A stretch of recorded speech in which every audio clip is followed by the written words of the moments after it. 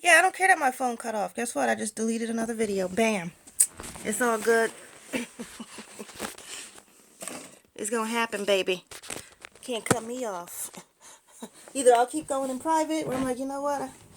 I can just take more stuff off my phone and keep it moving. So that earned me another 13 minutes. So, yeah, I don't know how visible it is on camera, but I can see myself. I mean, I can feel myself moving along, which is like tremendous. It's almost like, your muscles are tense and tight, and you can just feel them slowly like coming out of that tenseness and that tightness, which is just wonderful. Anyway, I was saying, anyone who's interested in stretching, number one, my rule number one, is listen to your body and don't do anything too harsh. If you've never stretched before, never taken a class or anything like that, never done yoga, exercise, anything like that, use your common sense, okay? We all have it. It's ingrained inside of us. Just do that. Okay? There's certain technique things that you want to do, uh, you know. But before I started formally learning about stretching, I just started stretching. I didn't let any of that stuff hold me back. I mean, like when I was a teenager and stuff and didn't know how to stretch properly. No one can't tell me I can't move my body because I wasn't trained by somebody else how to move my body properly. So I just moved my body and used common logic and common sense, okay? I don't even need to define that. You know what you know what you should and can do and whatever. This is life after 40, okay? Not life after 10. So but yeah, but if you want to like improve, and there's so many different stretching techniques out there, a good book is good. I also have some stretch deck that I got. Oh my God, I think I was in my 20s. That, which is really cool. I don't even use these anymore, but these were fun back in the day. So, and the great thing is it has like a list of different stretches by your body. Some of them go into the different muscles. I can't even see this really. But you get like a little outline of your body and things, and you want to work on your upper trapezius, or what is this one? This is a good one, neck rotation. So you'll get like a picture on one side. Actually, let me turn on the light because this is, you can't see anything.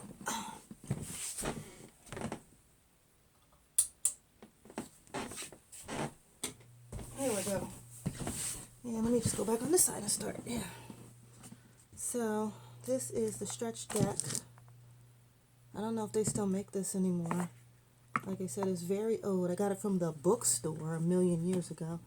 And this is just an example. If you're going to do like your neck, you'll get a picture on one side and then an explanation on the other side of how to do the stretch properly. It gives you some guidance, some guidelines and things to follow about proper form.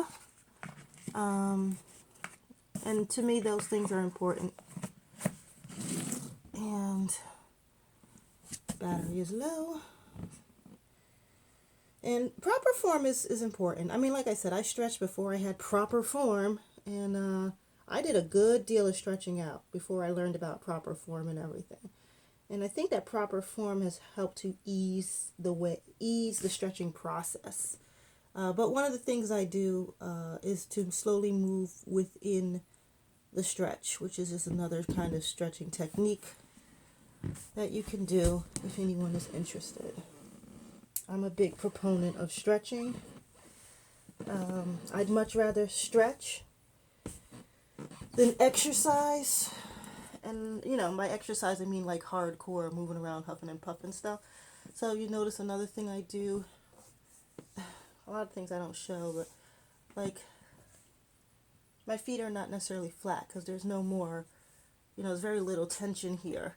So to increase, I guess, the range of motion, I lift up my foot like this, or I'll add a block, and this helps to stretch out this calf muscle down here. The these are things that I've been doing for, I don't even know, well over a decade or more. Because many years ago, I used to have plantar fasciitis. Okay, and if anyone's ever had that, it's extremely painful. Um, that is a muscle condition issue within your feet, the bottom of your feet, and yeah, the bottom of your feet. So I stretched my way out of it, like they wanted to do surgery and stuff, and I was getting those shots in my foot, which were extremely brutal. But what did I do? I did my left one. Did I do my right one? I don't know. Here's my center. I don't even know. All right. So yeah, a lot of things are fixable. Listen, doctors, the healthcare exchange has changed tremendously, and it's very important that people begin to understand that. I work in healthcare. I know. It's important that people begin to understand that it is a money-making business, okay? Do not think they will not throw you up in a surgical procedure that you do not need because you don't know any better, or because you don't know how your body works and you don't want to know. You haven't learned, you haven't studied, you haven't looked up anything, you don't know anything about your condition. You just go to the doctor. He'll tell you all about your condition, and he'll tell you that you need surgery. Why? Because that's what they're told to do. Just recommend surgery for any and every little thing. And I've had surgery mentioned to me many times. For me, step one, find out what your condition is and if there's an alternative measure. Because my body's very sensitive, and I'm not trying to go under the knife, which I have been under before, and lesson learned. I end up with decades of pain and suffering for no reason, for a surgical procedure that I had that I was never asked about, that it was just imposed upon me without my permission. And then after the fact, I'm told, I'm still stretching. I'm blabbing my mouth and I'm still stretching. And then after the fact, I'm told, oh, it's standard procedure. I'm like, if it's standard procedure, then you should have let me know about it, and then to get it corrected is like thousands of dollars. So, I have learned my lesson.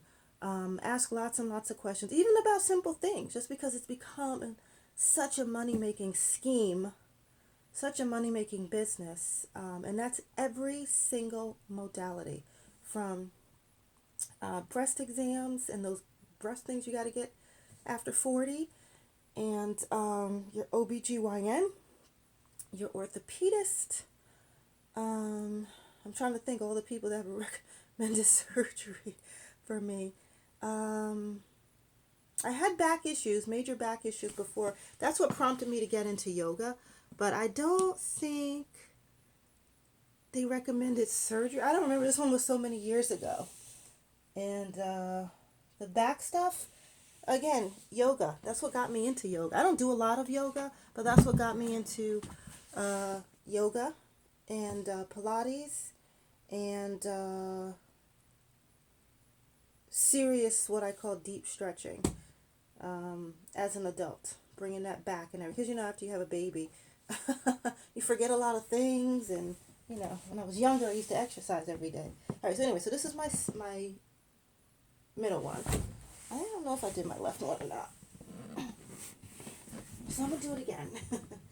So this is my left one. But yeah, I mean, you know what? I learned from my life, and I've always tried to do that. In my reality, I ask questions. If it's my body, I want to know what's going on with it, And I don't want people to rush and tell me, you need surgery, without giving me all my options. And since it is my body, and I've known from personal experience what it's like to have a surgical procedure that you don't need, and then to suffer the consequences later at your own expense, I'm very careful about who I allow to take a knife and start chopping me up. So, everything is a learning experience. But I have learned from that. You need to ask questions. I mean, at the time I was young, I didn't even think I needed to ask questions. I thought they would just be given to me. Oh no, things have changed. You have to take it upon yourself to investigate, even if you have a baby. I'm specifically talking about stuff that goes down when you have a baby. Oh, that's another thing. Yeah, when you have a baby, man, there's all kinds of things they can add in that you don't even know about. People are being manipulated and they don't even realize it.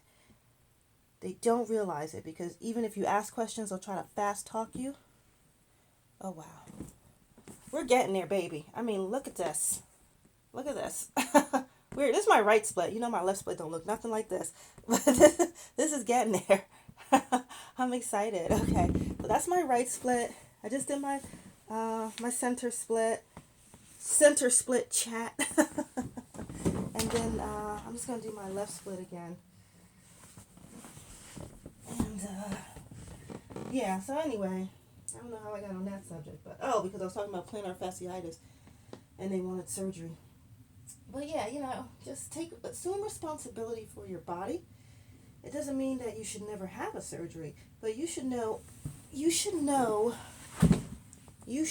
A, what's wrong with your body.